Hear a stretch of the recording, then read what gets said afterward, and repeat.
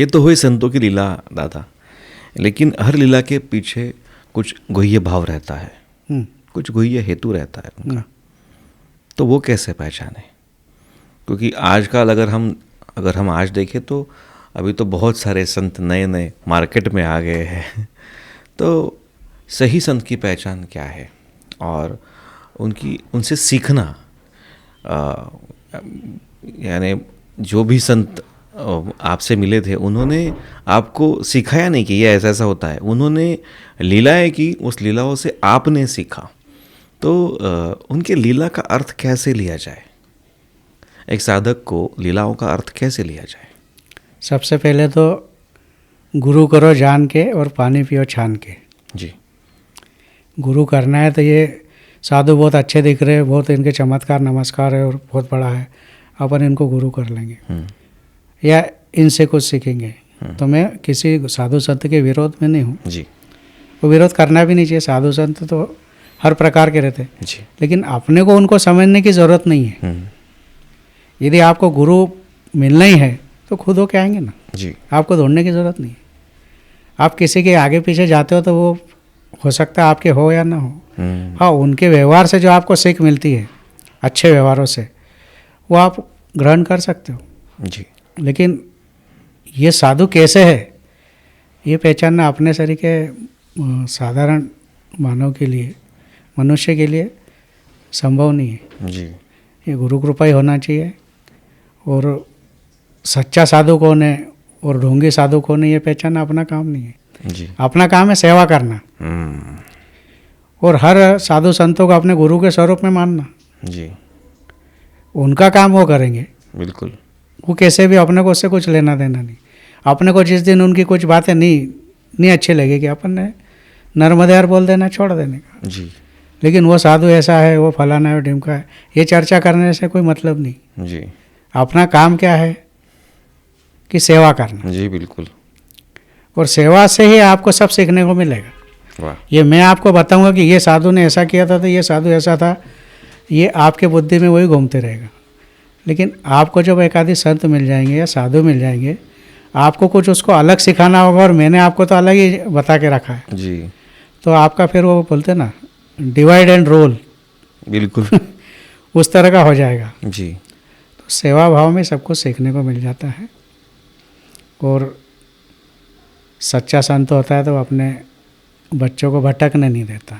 और ऐसे भी हम संत परिवार में से ही है, तो अच्छे साधु कौन है और बुरे साधु कौन है ये तो हम बोलना उचित नहीं समझते। सभी साधु साधु ही होते, कोई साधु साध लेता है, कोई साधु साधु होता है।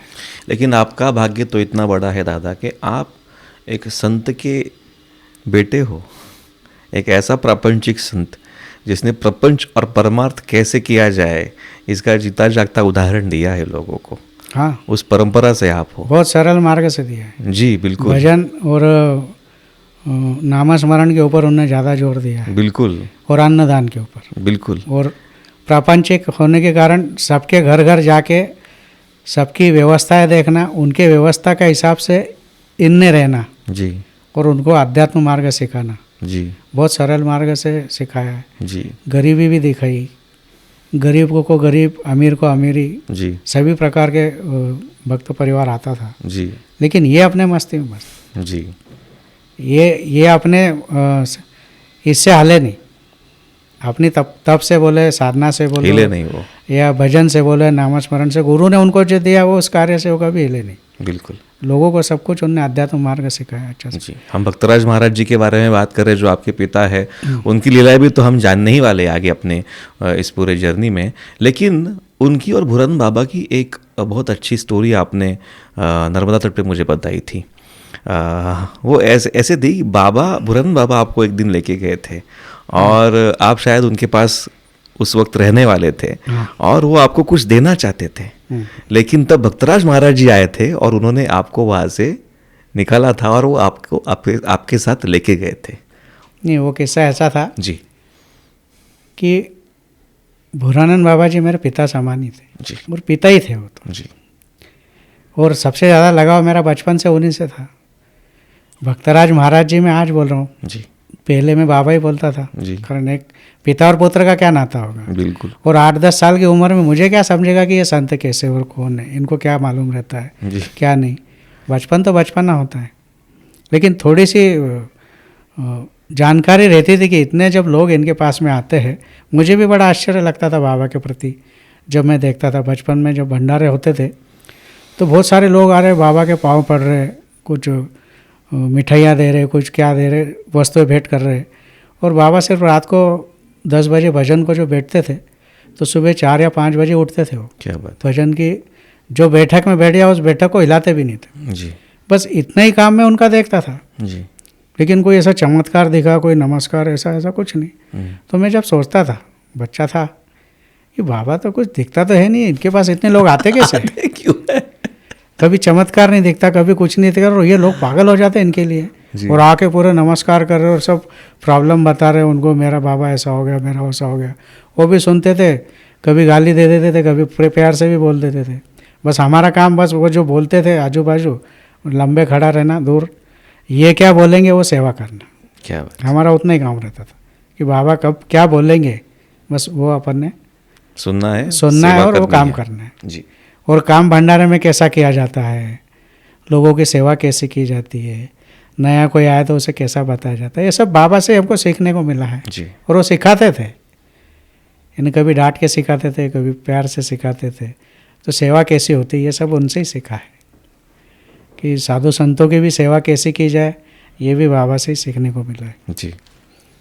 तो भूरान बाबा का किस्सा ऐसा था कि ज़्यादातर मैं उधर ही रहता था, मेहता खेड़ी में। जी। जब मैं 9वीं में था जी। उम्र अच्छी हो गई थी मेरी, जी। तो बाबा क्या बोले कि रवि तो अब रहने यहीं आ जा। और मैं भी इधर से आश्रम से थोड़ा परेशानी हो गया था। मैंने कहा चलो रोज़ खाने को टिक्कड़ मिल रहा है सोने को ये मिल ही रहा है, बाबा के किस्से सुनने को मिल रहे, नर्मदा जी के प्रति प्रेम तो बचपन से ही था। बचपन से ही था। और वो प्रेम क्यों था ये भी बताता हूँ मैं बाद में जी। तो बस ऐसा कह के मैंने कहा मैं कल आता हूँ। बोले जा कल आ जाना सुबह। मैंने कहा आऊँगा, किताबें लेके और जो भी कुछ कपड़े लेके आ जाऊँगा। मैं जैसे ही मुरटक का आश्रम में आया, हमारे सामने गुरु महाराज, हमारे पिताश्री भक्तराज महाराज बैठे थे। उन्हें जो शुरू किया गाली देना, तो मैं वो गाली तो नहीं बता सकता आपको, वो देते थे गालियाँ। बोले तो भोरानंद के पास में काय को गया था, बोले वहाँ क्या कर जाके क्या करेगा, बोले गांजा पिएगा या बीड़ी पिएगा, क्या करेगा, उसके पास जाना नहीं बोले। मैंने कहा मैं साइकिल से आया हूँ, इसके पहले तो कोई आ नहीं सकता इनके पास में, तो इनको ये किस्सा बताया किसने होगा। तो मैं अचंभे में पड़ गया कि ऐसा कैसा हो सकता है। फिर दूसरे दिन मैं भूरानंद बाबा के पास गया। मैंने कहा बाबा चिल्ला रहे थे। बोले क्या, बोले भूरानंद के पास नहीं जाने का, बोले तू गांजा पिएगा, हाँ तू गांजा पिएगा या बीड़ी पिएगा, बोले अच्छा भक्तराज ऐसा बोला, ठीक है बोले। लेकिन हो सकता है कि भक्तराज महाराज जी को मेरे से और कुछ काम करवाना हो जी।